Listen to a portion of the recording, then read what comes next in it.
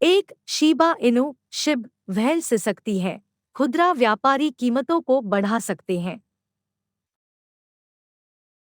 2 trading volume में डॉककॉइन का 100% spike यहां आपको याद नहीं करना चाहिए। 3 इल साल्वाडोर ने बिटकॉइन सिटी का मॉकअप जारी किया, फैसला क्या है? 4 क्रिप्टो मंदी ने डिजिटल संग्रहणीय बाजारों को हिला दिया क्योंकि एनएफटी बिक्री पिछले सप्ताह की तुलना में 42% कम है। 5 कुकोइन को WEB3 एनएफटी और देफी पर फोकस करने के लिए $10 वैल्यूएशन पर $150 प्राप्त होता है। आज क्रिप्टो स्पेस में शीर्ष 5 कहानियां हैं।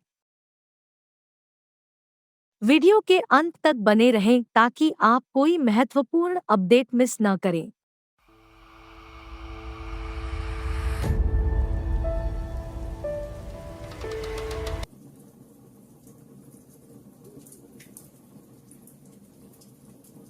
हेलो दोस्तों, मेरा नाम अनीता है। कॉन्स्टिस चैनल में आपका स्वागत है। क्रिप्टो करेंसी समाचार पर प्रतिदिन कम से कम एक वीडियो। हमारे चैनल को सब्सक्राइब करें और जब भी हम नए वीडियो पोस्ट करते हैं तो नियमित सूचनाएं प्राप्त करने के लिए घंटी आइकन दबाएं। शीबा इनु शिब व्हेल से सकती है। खुदरा व्यापारी कीमतों को बढ़ा सकते हैं।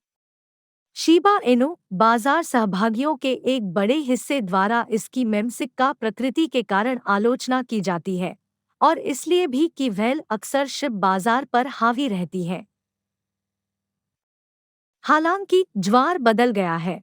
व्हेल के बजाय व्यापारियों के हाथों में नियंत्रण छोड़ दिया गया है। शीबा इनु ने लिया ब्रेक।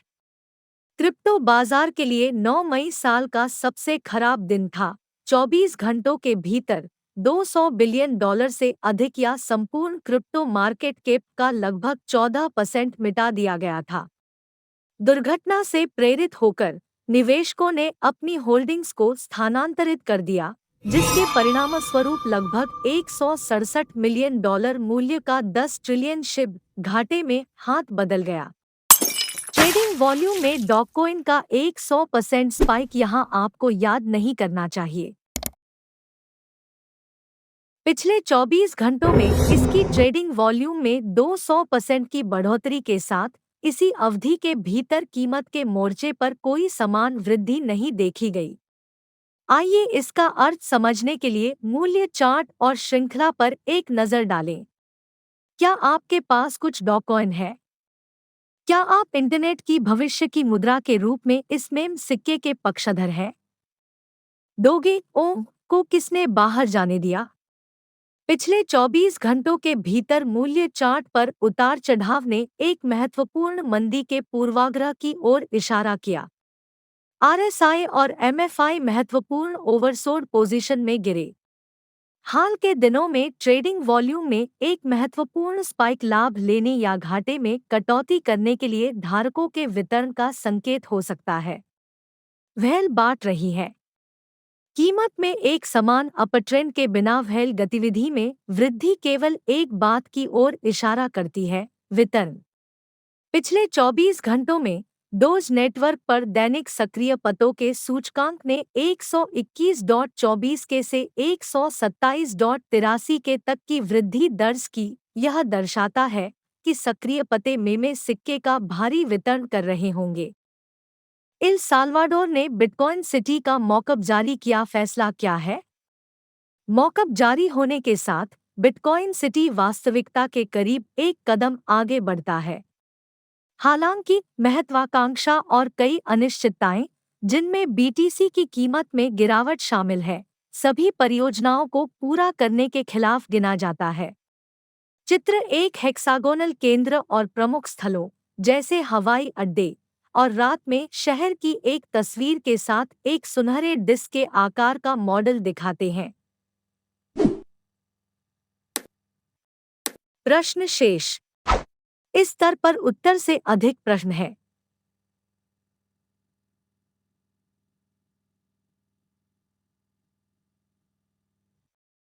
राष्ट्रपति बुकेले ने क्रिप्टो निवेशकों की बैठक के दौरान योजनाओं की घोषणा की। $1 अरब के ज्वालामुखी बांड जारी करने से शहर के निर्माण के लिए धन मिलेगा। बिटफिनेक्स के सीईओ पाओलो अर्दोइनो ने उल्लेख किया कि अल सल्वाडोर की कांग्रेस ने अभी तक बांड लाइसेंस प्रणाली को मंजूरी देने वाला कानून पारित नहीं किया है। क्रिप्टो मंदी ने डिजिटल संग्रहणीय बाजारों को हिला दिया क्योंकि एनएफटी बिक्री पिछले सप्ताह की तुलना में 42% कम है। अपूर्णीय टोकन एनएफटी बाजार पिछले सप्ताह के दौरान हुए क्रिप्टो बाजार नरसंहार से दर्द महसूस करना शुरू कर रहे हैं। पिछले 7 दिनों में एनएफटी की बिक्री में 42.85% की गिरावट आई है और यह पिछले सप्ताह की तुलना में 42% कम है। क्रिप्टो अर्थव्यवस्था की डाउनवर्ड सर्पिल एनएफटी बिक्री प्लेग शुरू करती है। पिछले हफ्ते 16 अलग-अलग ब्लॉकचेन में एनएफटी की बिक्री में 42.85% की गिरावट आई।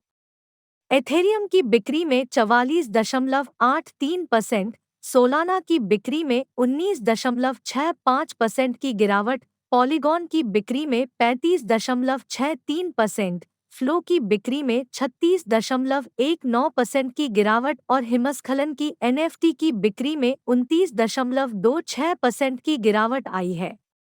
एक सप्ताह पहले टेज़ोस की बिक्री में 51.09% की वृद्धि देखी गई।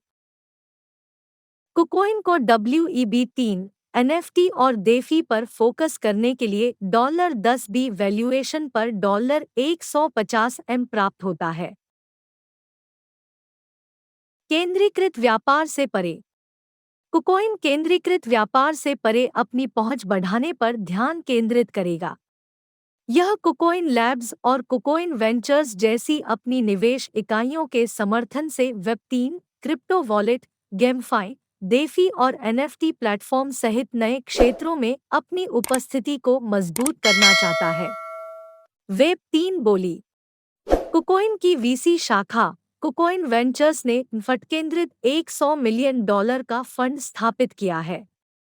डब किया गया क्रिएटर्स फंड मुख्य उद्देश्य कला, खेल, गेमफाई और मशहूर हस्तियों सहित प्रारंभिक चरण की एनएफटी परियोजनाओं का समर्थन और इनक्यूबेट करना है। देखने के लिए धन्यवाद। अगर आपको सामग्री पसंद है तो लाइक बटन को तोड़ें और इस वीडियो को अपने दोस्तों के साथ साझा करें।